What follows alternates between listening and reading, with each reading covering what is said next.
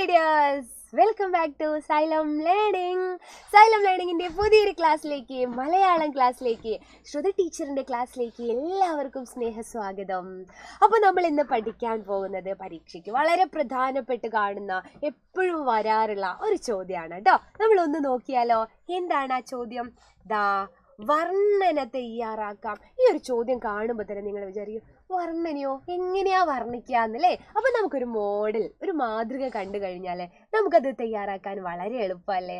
അപ്പോൾ മിക്ക പരീക്ഷയ്ക്കും ചോദിക്കാറുള്ള ഒരു ചോദ്യമാണ് കേട്ടോ, വർണ്ണന തയ്യാറാക്കുക. ഒന്നുകിൽ പ്രഭാത വർണ്ണന, രാവിലത്തെ വർണ്ണന അല്ലേ, അല്ലെങ്കിൽ സന്ധ്യാനേരത്ത്, ഇല്ലെങ്കിൽ ഏതെങ്കിലും മനോഹരമായ ഒരു കാഴ്ച, പ്രകൃതി കാഴ്ച അല്ലേ, പ്രകൃതിയിലെ മനോഹരമായ ഏതെങ്കിലും ഒരു കാഴ്ച നമ്മളോട് വർണ്ണിക്കാൻ പറയും.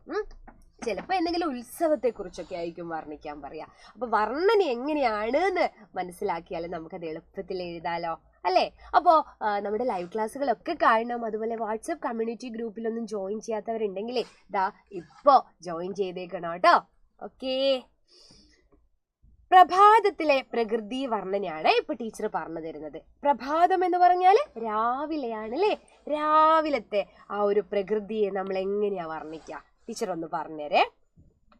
ഇരുട്ടിന്റെ കരിമഷി മെല്ലെ അലിഞ്ഞു. അതായത് പ്രഭാതമാവുമ്പോ എന്താണ്? സൂര്യൻ ഉദിച്ചു വരുന്നുണ്ടാവും. അപ്പോൾ ഇരുള് മാറി വെളിച്ചമാകൂലേ? ഇരുട്ടിന്റെ കരിമഷി മെല്ലെ അലിഞ്ഞു അല്ലേ? സൂര്യൻ ഉദിച്ചു വരുന്നു എന്ന് എഴുതുന്നതിന് പകരം, അല്ലെങ്കിൽ രാവിലെ ആകുന്നു എന്നതിന് പകരം, ഇരുട്ടിന്റെ കരിമഷി മെല്ലെ അലിഞ്ഞു എന്ന് കുറച്ചുകൂടെ വർണ്ണാത്മകമായില്ലേ, വർണ്ണിച്ചുകൊണ്ടാണ് ടീച്ചർ എഴുതിയത്. കിഴക്കിന്റെ മുഖത്ത് കുങ്കുമവർണ്ണം പരക്കുന്നു. കിഴക്ക് സൂര്യൻ എന്ത് ചെയ്യുന്നു? ഉദിക്കുന്നു എന്ന് നമ്മൾ പറയുന്നുണ്ടല്ലേ? അപ്പോൾ അവിടെ ഒരു കുങ്കുമവർണ്ണം പരക്കുന്നു അല്ലെ? കിഴക്ക് ഭാഗത്ത് ആദ്യം നമ്മൾ എന്താണ്? ആ ഒരു കുങ്കുമവർണ്ണം. പരിമളം പരത്തിയ ഒരു ഇളം കാറ്റ് എന്തോ രഹസ്യം പറയുന്നത് പോലെ തോന്നുന്നു. പരിമളം എന്ന് പറഞ്ഞാൽ എന്താ? സുഗന്ധം. സുഗന്ധം പരത്തിയ കാറ്റ്. കാറ്റിന് വേണമെങ്കിൽ നിങ്ങൾക്ക് തെന്നൽ എന്നൊക്കെ എഴുതാം കേട്ടോ. പരിമളം പരത്തിയ ഒരു ഇളം കാറ്റ് എന്തോ രഹസ്യം പറയുന്നത് പോലെ തോന്നുന്നു.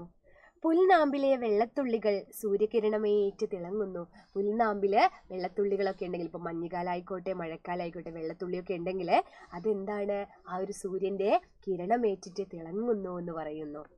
മഞ്ഞിന്റെ കുപ്പായമിട്ട നീലത്തടാകത്തിൽ കളിവെള്ളങ്ങൾ ആരെയോ കാത്തിരിക്കുന്നു.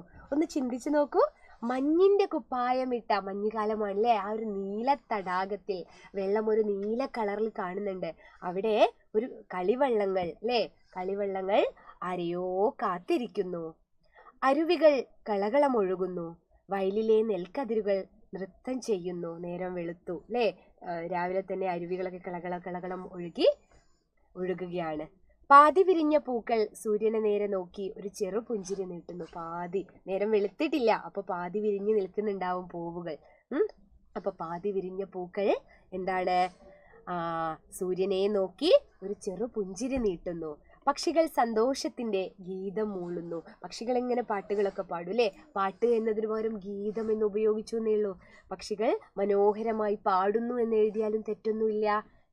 ഈ പ്രഭാതം എത്ര സുന്ദരമാണ്. ഒരു പ്രഭാതത്തെ നോക്കി കാണുന്നതിൻ്റെ ഒരു വർണ്ണനയാണ് ഇവിടെ കൊടുത്തിരിക്കുന്നത്. ഇത് നിങ്ങൾക്ക് ഇങ്ങനെ എഴുതാൻ പറ്റിയില്ലെങ്കിലും, അല്ലെങ്കിൽ ഈ രീതിയിൽ അല്ലെങ്കിൽ മറ്റൊരു രീതിയിൽ മക്കൾക്ക് എഴുതാം. പക്ഷേ അല്പം മനോഹരമായ ഭാഷ ഉപയോഗിക്കണം, ചില പ്രയോഗങ്ങൾ ഉപയോഗിക്കണം. ടീച്ചർ ഇവിടെ പ്രയോഗിച്ച കണ്ടോ? ഇരുട്ടിന്റെ കരിമഷി മെല്ലെ അലിഞ്ഞു അല്ലേ? നേരം വെളുക്കുന്നു എന്നുള്ളതിനാണ് ഇവിടെ അങ്ങനെ കാണിച്ചിരിക്കുന്നത്. അപ്പോൾ ഇതുപോലുള്ള വളരെ ഉപകാരപ്രദമായ ചോദ്യങ്ങളൊക്കെ ആയിട്ട് ടീച്ചർ ലൈവിലും അതുപോലെ കോണ്ടന്റ് വീഡിയോസ് ഒക്കെ ആയിട്ട് വരാം. അതുവരേക്കും ബൈ ആൻഡ് ടേക്ക് കെയർ.